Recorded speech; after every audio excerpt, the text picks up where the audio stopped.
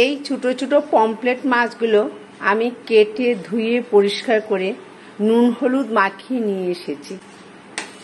আমি একটা বাটি নিয়ে নিলাম, কিছুটা পোস্ত দিয়ে দিলাম, দুটো কাঁচা লঙ্কা দিয়ে দিলাম, একটু ব্লেন্ড করে নেব।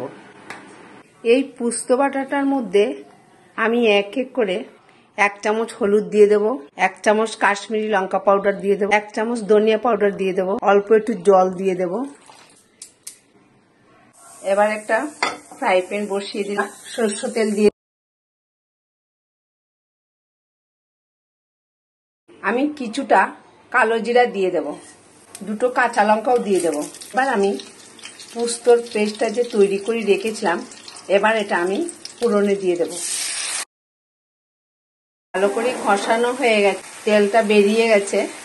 এবার আমি এক এক করে একটা একটা করে মাছটা দিয়ে দেব, না হলে ভেঙে যাবে। এভাবে করে একটা একটা করে দেব। এবার অল্প একটু জল দেব, স্বাদ মতো লবণ দেব।